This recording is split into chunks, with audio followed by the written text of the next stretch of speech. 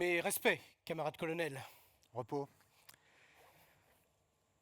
L'heure est venue, camarade David. L'heure est venue. Mais que voulez-vous dire, camarade Philippe? Le politburo aurait-il enfin pris sa décision?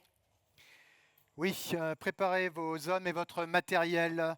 Nous allons enfin couper la tête de l'hydre impérialiste. J'ai donné une semaine à mon équipe de renseignement stratégique pour me fournir sur mon bureau un plan d'attaque. Soyez prêts à agir sur mon ordre. Une semaine? Une semaine, mais pourquoi attendre aussi longtemps? On peut attaquer dès maintenant, hein? Hein? Ah oui. Comment ça, camarade? On ne lance pas une attaque de cette ampleur sans définir des cibles et sans stratégie. Ouais, enfin tout ça a pas besoin, hein. Je vous rappelle que j'ai mes propres armes, mes propres divisions et même mes propres espions. Laissez faire mes IA, vous verrez.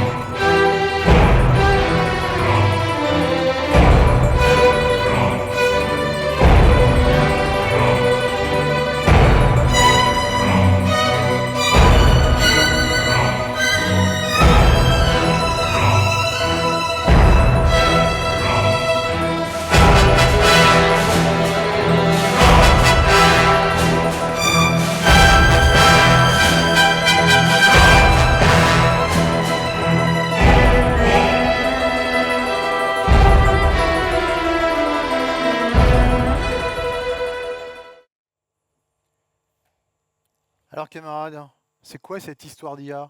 Vous avez un plan? Un vrai, je veux dire? Ou vous allez encore improviser? Un plan. Mais enfin, j'ai beaucoup mieux que ça, enfin, colonel. Un plan. Non, on trouve une cible, on identifie ses failles et on frappe. Simple. Simple, Ah oui, simple. simple. On n'est pas à l'école ici, on ne joue pas aux échecs. Il nous faut une équipe, des moyens, du temps, beaucoup de temps. Oui, enfin, du temps, on n'en a pas, et en plus, on n'en a pas besoin. Mes IA font le boulot en quelques clics. Bon, le plus simple, c'est que je vous montre, en fait, hein. On va commencer par trouver une cible.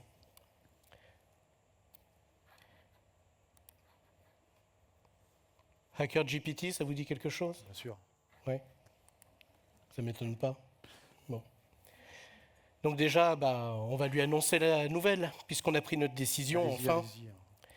On va passer à l'attaque. Bon, il est à mes ordres, ça tombe bien, c'est comme moi avec vous un petit peu, hein. Pas tout le temps. Je lui demande de reprendre les paramètres d'une attaque contre l'Occident et il me confirme qu'il est bien question de faire un maximum de dégâts. Si on n'est pas à un niveau de 4 sur 5, on fait rien. Minimum 4 sur 5. Minimum. Dégâts. Bon, et ensuite, puisqu'il faut chercher une cible, je vais commencer par lui demander dans quel secteur il nous faut attaquer. Voilà, on va analyser tout ça. Bon, alors qu'est-ce qu'il me dit? Un peu verbeux comme toutes les IA, hein. Bon, il a analysé tout ce qu'il fallait, hein, la presse économique, les déclarations des dirigeants des entreprises majeures, et puis il a même analysé la tendance boursière, histoire d'être bien au courant de la conjoncture. Bon, et la conclusion c'est quoi? Il faut se concentrer sur l'énergie, la santé et les transports, mon colonel. On a un niveau de 4 sur 5 pour les transports et l'énergie et 5 sur 5 pour la santé. Le camarade président a été très clair. Il ne veut pas de mort, il veut détruire des infrastructures. Vous pouvez faire ça? Oui, enfin c'est dommage. Enfin bon, ok. Donc je lui demande de laisser de côté la santé. Il est d'accord, ça tombe bien, hein. Bon, maintenant, puisque on n'a plus que deux secteurs, je lui demande de nous faire un comparatif entre les deux. Demandez. Oui, mais il faut bien qu'on puisse prendre une décision. Et voilà, vous avez vos arguments. Oui. Bon, vous en pensez quoi? Je ne pense pas, moi. C'est le camarade président qui pense. Attendez. Oui, allô? Oui, mes respects, camarade président. Oui, c'est à propos de l'affaire. Oui, j'ai bien avancé. L'analyse a été très rapide grâce à moi. Nous avons deux options désormais, les transports et l'énergie. Alors, pour l'énergie, c'est des pannes généralisées, des perturbations économiques majeures. Oui, oui. Et pour les transports, des grandes paralysies massives et des risques accrus pour la sécurité des personnes. Oui, oui, bien sûr, évidemment, camarade président. Merci beaucoup. Mes respects, camarades. Ce sera l'énergie. L'énergie, ça sera. Je l'indique au système et je lui demande de me trouver une cible dans le domaine énergétique. Bon, bah, il nous recommande de faire une autre recherche, une recherche de type OSINT. Bon, ça vous dit quelque chose, l'OSINT, évidemment? Évidemment. Oui, oui, oui, je m'en serais bien douté. Et donc, tout ce qui est recherche en source ouverte, récupération d'informations sur le dark web, tout ça, vous êtes familier, pas de secret, rien. Ouais. Bon. Eh bien, très bien, ben, on va y aller tout de suite, alors. Donc, je vais lancer l'investigation. Donc, je demande toujours à mon cher ami HackerGPT de me lancer une recherche OSINT Demandez, demandez. pour récupérer les informations nécessaires. Alors, qu'est-ce qu'on a ici? Donc oui, bon, il me répète qu'il recherche dans le secteur de l'énergie, je crois qu'on a compris. Une première cible possible, Engie, taux de succès 20%. Bon, on n'y est pas là. Hein. Non. Total Energia, non, bah 40%, oui, c'est mieux, mais... Ah, je crois qu'on a quelque chose là. Cible possible, Enebis. Je connais, oui. Oui. Bon, il est en train de rechercher déjà les sites géographiques. Des informations sur les personnes clés au sein de l'organisation, des gens qu'on pourrait attaquer. Hein. Oui. Ah, l'analyse est terminée, je crois qu'on va avoir les résultats. Et voilà, donc nous avons l'ensemble des sites sur le sol français, Ouais. on a les personnes qu'on pourrait attaquer. Bon, enfin, on en a déjà parlé, hein, vous savez bien, hein, soit on attaque les humains, soit on attaque les machines. Bon, étant donné qu'on a très peu de temps et qu'il aurait fallu se préparer beaucoup plus que ça, je propose qu'on évite de faire de l'ingénierie sociale et du mentalisme. Hein. On va laisser tomber les humains et on va se concentrer sur la technique. Ça, c'est sûr. Bon, donc, en clair, une attaque cyber sur Enebis. On y est. Ok.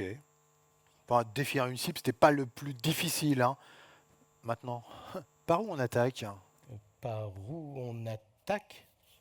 J'en sais rien. Enfin, j'en sais rien. Comment ça? Comment ça, vous savez? Non, j'en sais rien. Il faudra mieux de savoir. Hein. Oui, enfin, bah, quand je dis j'en sais rien, c'est que moi, je vais encore poser la question à HackerGPT. À demander alors. Oui.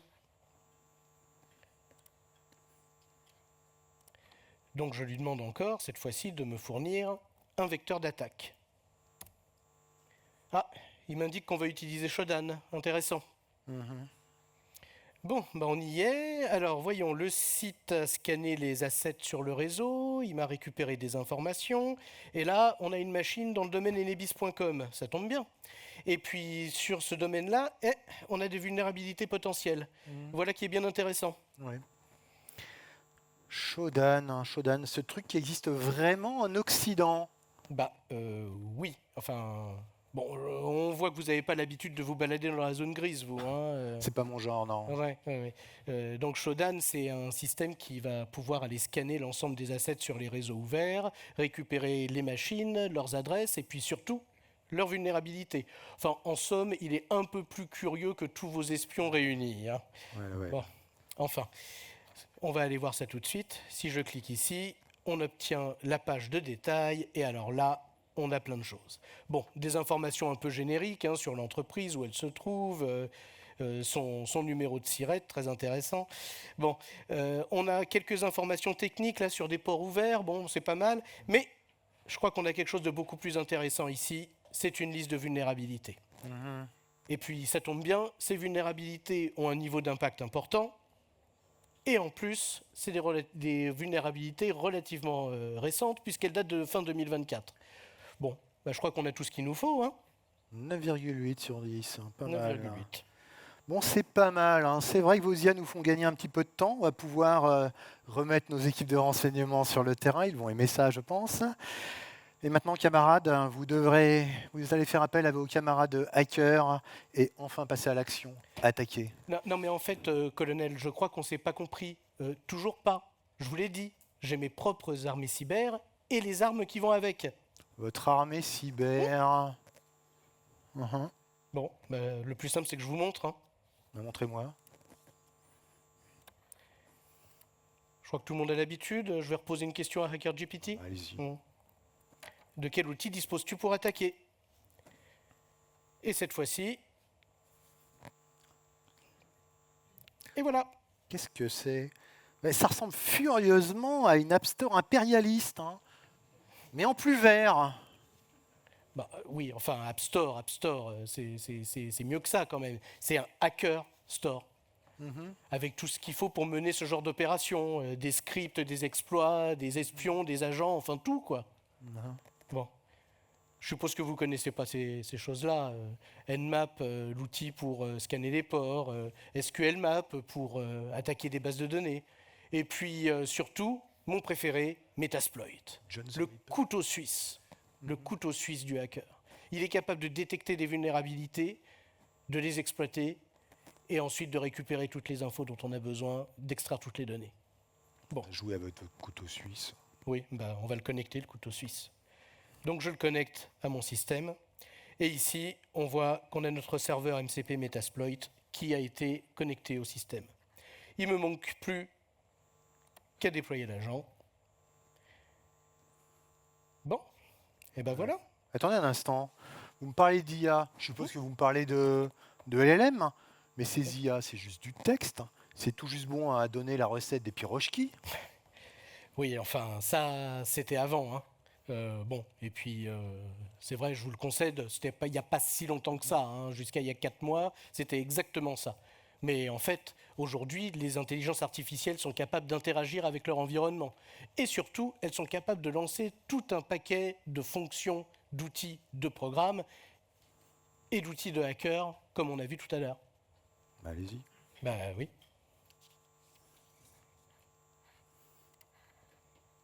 Donc cette fois-ci, je vais me connecter à une autre console, ma console de hacking. Attendez. Quen, ça se prononce comme ça. 2.5, 2.7b. C'est quoi ce...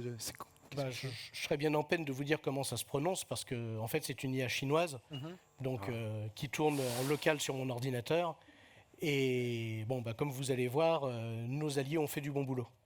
Ah, nos alliés, oui. Bon, ici j'ai tout un paquet d'outils à ma disposition, hein.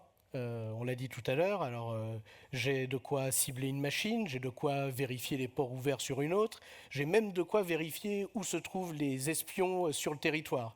Bon, en clair, j'ai tout ce qu'il me faut. Bon, je vais commencer par le lancer, hein. On va faire comme d'habitude avec... Oui, on va faire du bip. On va faire comme d'habitude avec ces systèmes-là, on va leur dire bonjour. Et là, le système va prendre les paramètres, les vecteurs de données qui ont servi à son entraînement. Un peu lent votre IA chinoise, là. Ah bah oui, bah elle tourne en local hein, de notre côté, hein. Bon, tout va monter en mémoire et ça va pouvoir être utilisé ensuite comme à l'entraînement pour pouvoir répondre à un ensemble de requêtes. Mhm. Bon. Je vous rappelle quand même le but de l'opération. On veut attaquer une cible, on veut s'introduire dans le site de destination, Enebis. le fameux site Enebis. Ouais. Bon, le plus simple, en fait, c'est qu'on ait un compte pour pouvoir se connecter. Évidemment, a priori, il n'y en a pas sur leur serveur. Donc, ce qu'on va faire, c'est qu'on va créer un compte dont on connaît le mot de passe et on va l'insérer dans le serveur cible. Allez-y. Bon, bah faisons-le. Mais la première opération, déjà, c'est de choisir un nom et un mot de passe. Vous auriez quelque chose comme ça à me proposer? Ah oui, moi j'ai Fyodor Mikhailovitch Dostoïevski. Vous auriez pas plus compliqué, là? Non mais assez geek, hein, c'est pas possible, toujours aussi hermétique à la culture. Yvonne Lendl, ça c'est simple pour vous? Oui, c'est déjà plus... Oui, bon, bah on va mettre ça, hein? Ouais, allez-y. Bon.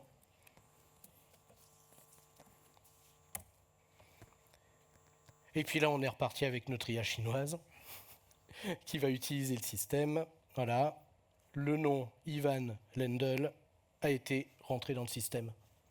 Avec votre couteau suisse, là? Alors là, le couteau suisse, il n'a pas encore servi, on va l'ouvrir après. Ouais. Voilà. Maintenant qu'on a choisi l'identifiant et le mot de passe, il ne reste plus qu'à attaquer.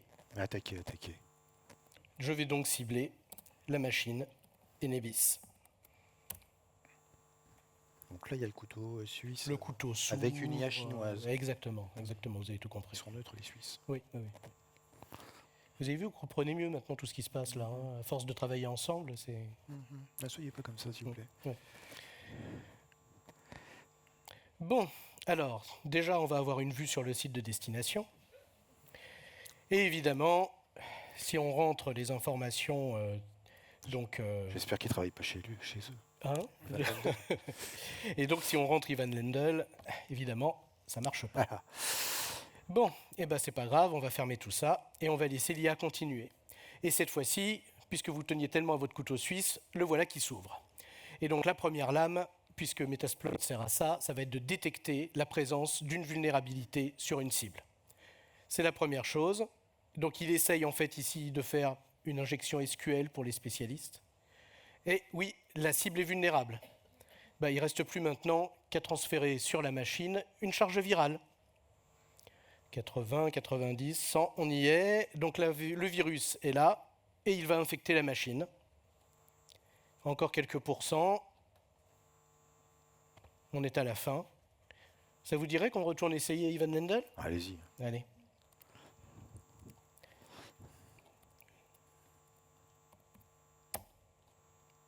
Yes. Et on est rentré. Chez Enebis. Chez Enebis. Bon, alors qu'est-ce qu'on a là ? Interface de contrôle centralisée, oui. Intéressant. C'est marrant, c'est marqué en français en plus. Bon. Très intéressant. Voyons qu'est-ce qu'on peut avoir ici. On a un tableau de bord de fonctionnement du réseau. On dirait le réseau des compteurs funky. Bon. La puissance instantanée, d'accord. Très gourmand, les Français. Hein. Oui, oui, ça consomme. Hein, ça consomme. Hein. On a des informations sur le site parisien. Ah, on a une carte intéressante avec les principaux sites de distribution. Très bien. C'est pas vrai. Non. Si. Si. Si. On a carrément la fonction d'arrêt du réseau. Ah bah, on va se priver. Hein. Oui, qu'est-ce qu'on fait ? On casse tout ? Ah bah on casse tout, ouais. Bon, alors on casse tout. Voulez-vous ? Bah oui, je suis sûr, oui. Voilà. Voilà. Ça y est, c'est fait ? Bah oui, vous voulez bien. Enfin, tous les points sont rouges. Et puis, la consommation est tombée à 0. Enfin, voilà, c'est bon. Intéressant. Ouais. Donc c'est fait. Bah, c'est fait. Donc si je comprends bien, vous avez réussi à créer une IA qui fait du renseignement 360 degrés, qui est capable de s'introduire dans les systèmes occidentaux. Mission accomplie, et je pense qu'on peut dire un merci à Ivan Lendl. Là. Paris doit être dans le noir maintenant. Complet. Bon, je crois que là, vraiment, le camarade président va être fier de nous. Ouais. Enfin, de vous, je veux dire, évidemment. Merci.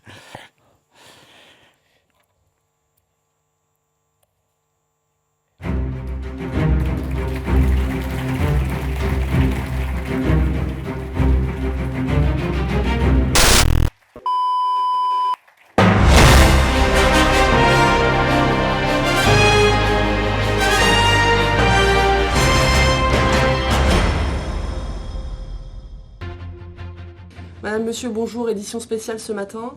Les forces cyber de l'Union européenne ont intercepté une cyberattaque majeure visant les infrastructures énergétiques de l'Union. Les installations d'Enebis figuraient parmi les cibles des hackers. Restez avec nous pour en savoir plus.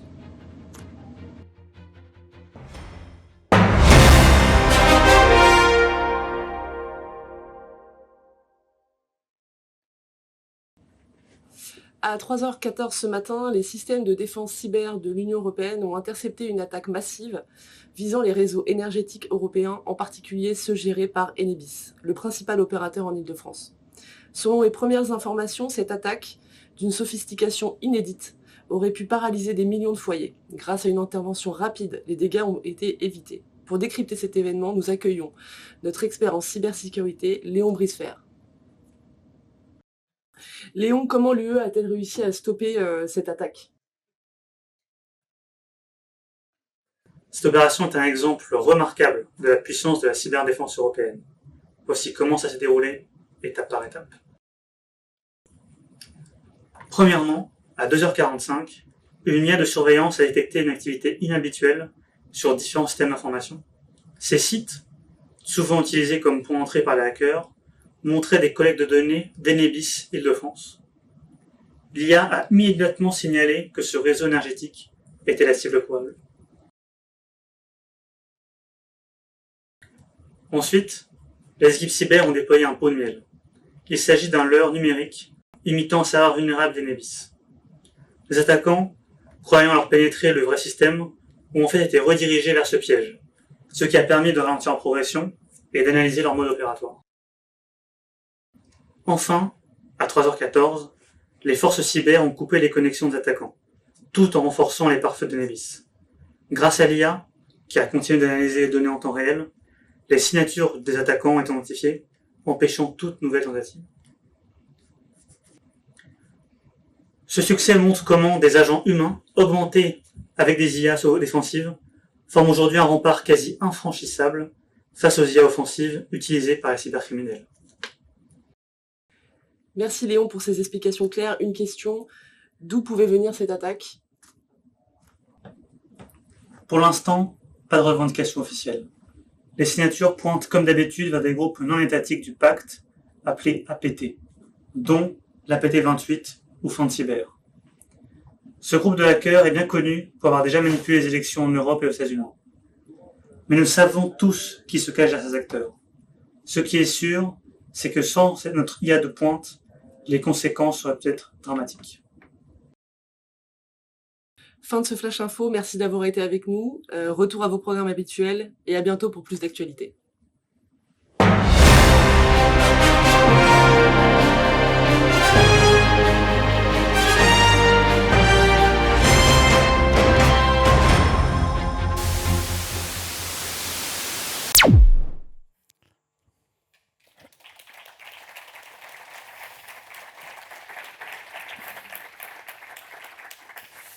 Mais David, rassure-moi, tout le scénario que vous avez présenté là, c'est complètement fake, n'est-ce pas? Oui, c'est un scénario, c'est faux. Enfin, c'est pas moi qui vais t'apprendre quand même que l'URSS, depuis 1991, ça n'existe plus. Hein. Bon, en revanche, tout le reste est absolument vrai. Donc, faire de l'OSINT, c'est une pratique quotidienne des États et de leurs espions, des entreprises même, et évidemment des hackers. Et puis les outils, Metasploit, etc., on l'a assez répété, hein, le couteau suisse, c'est vraiment le couteau suisse du hacker et du pentester qui passe après pour sécuriser les systèmes. Et puis FanCyber, c'est une véritable organisation qui est sous la coupe du GRU, c'est-à-dire le renseignement militaire russe, et qui en fait réalise régulièrement des tentatives de déstabilisation de l'Occident. Donc voilà. Bon, et puis l'IA... Bon, vous avez vu, hein, ça prend un petit peu de temps et puis ça demande des ressources. Et c'est pour ça que quand on veut faire des choses confidentielles, on les fait tourner en local sur un PC. Et c'est parce que en fait, tout ça était vrai. L'IA a vraiment tourné sur le PC là, a vraiment lancé Metasploit et a vraiment hacké le site qui tournait heureusement aussi sur ma machine. Mais tout ça était vrai. C'est un peu flippant. Merci David, merci Philippe pour cette démonstration digne, je pense qu'on peut le dire, des plus grandes séries télévisées.